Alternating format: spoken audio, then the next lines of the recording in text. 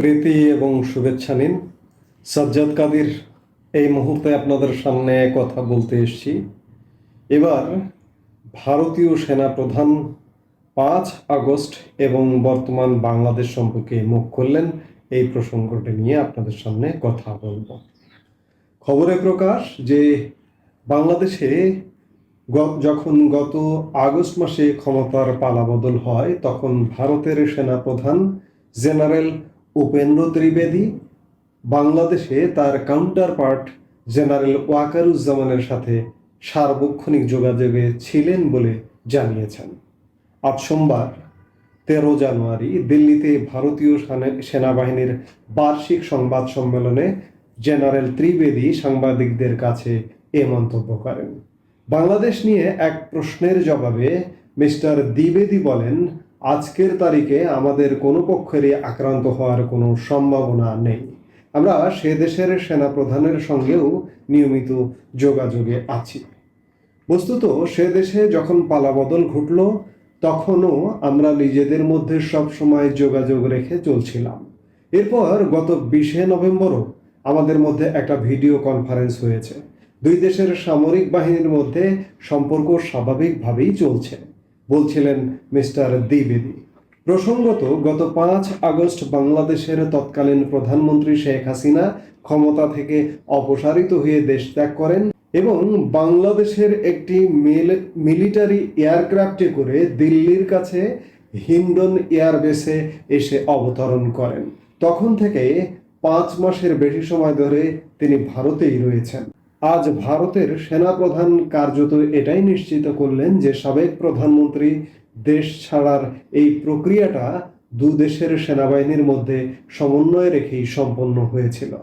General Upendra Trivedi বাংলাদেশে তার counter পার্টের দেওয়া একটি সাক্ষাৎকারের প্রসঙ্গ উত্থাপন করে বলেন, অর্থাৎ জেনারেল ওয়াকারুজ্জামান কদিন আগে প্রথম আলোয় যে একটি সাক্ষাৎকার দিয়েছিলেন, সেই সাক্ষাৎকারের প্রসঙ্গ উল্লেখ করে উপেন্দ্র দ্বিবেদী বলেন, উনি যেমন বলেছেন ভারত তাদের জন্য স্ট্র্যাটেজিক দিক থেকে গুরুত্বপূর্ণ, কথাটা আমাদের দিক থেকেও সত্যি।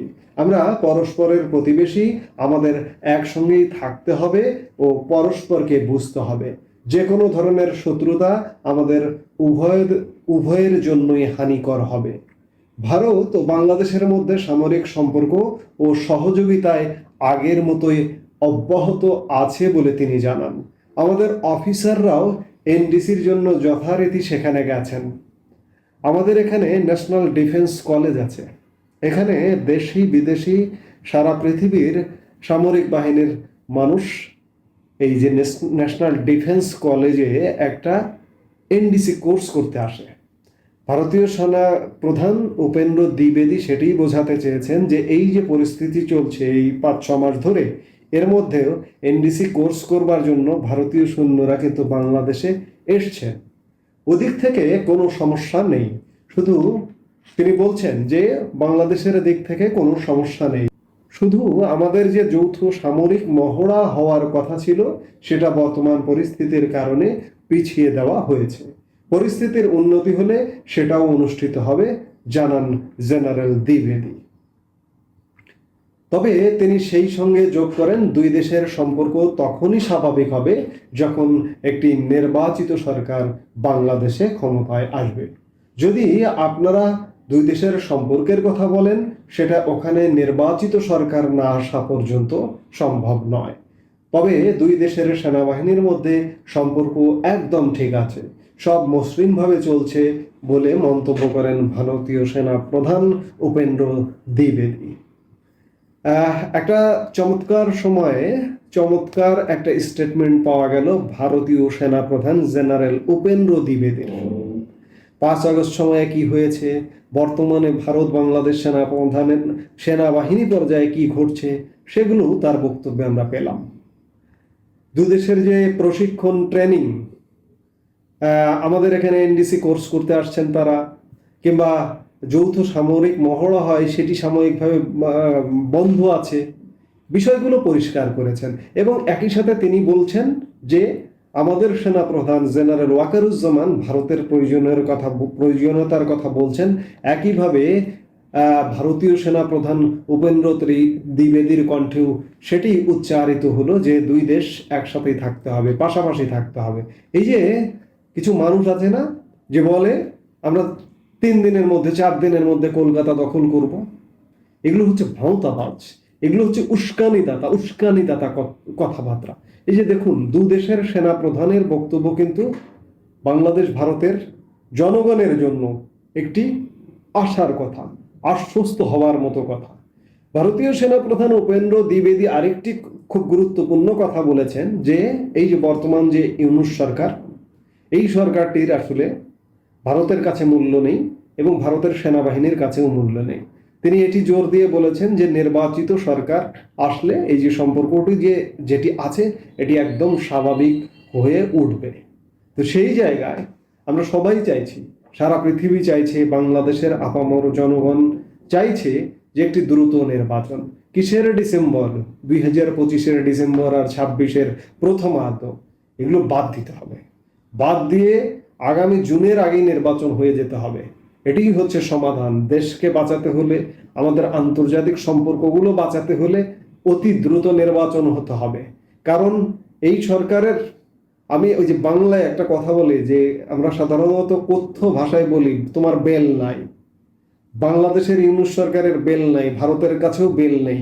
কারণ কদিন আগে আবারও বলছি যে ভারতের পররাষ্ট্র মন্ত্রণালয়ে বাংলাদেশের পররাষ্ট্র মন্ত্রণালয় প্রধানমন্ত্রী শেখ হাসিনাকে ফিরিয়ে আনবার জন্য একটি নোট ভার্বাল দিয়েছেন।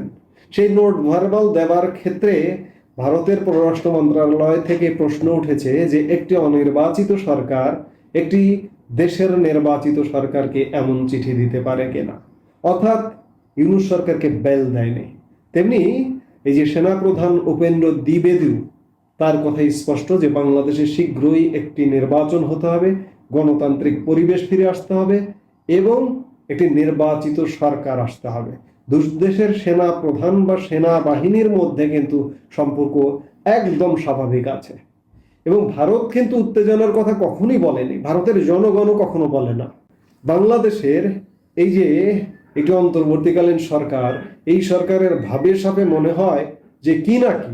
কাজেই উপেন্দ্র দ্বিবেদী ভারতীয় সেনাপ্রধান যথার্থই বলেছেন যে নির্বাচন হতে হবে এবং তার কথায় এটি স্পষ্ট যে সামরিক বাহিনীর মধ্যে, দু দেশের সামরিক বাহিনীর মধ্যে কোনো ধরনের উত্তেজনা নেই। যুদ্ধটা কে করবে? সামরিক বাহিনী তো করবে। এ ধরনের যুদ্ধ ভাব অন্ততপক্ষে সামরিক বাহিনীর মধ্যে নেই, কিন্তু আমাদের বাঙ্গু জনগণ, বাংলাদেশের জনগণের মধ্যে এগুলো আছে। পারুক আর না পারুক, মুখের জোরটা আছে। তো সেই জায়গা থেকে উপেন্দ্র দ্বিবেদীর সাক্ষাৎকার বা সংবাদ সম্মেলনে বক্তব্য এবং আমাদের সেনাপ্রধান জেনারেল ওয়াকারুজ্জামানের বক্তব্য এক সূত্রে গাঁথা, এবং আমরা চাইব যে এরকম এক সূত্রেই গাঁথা থাকবে।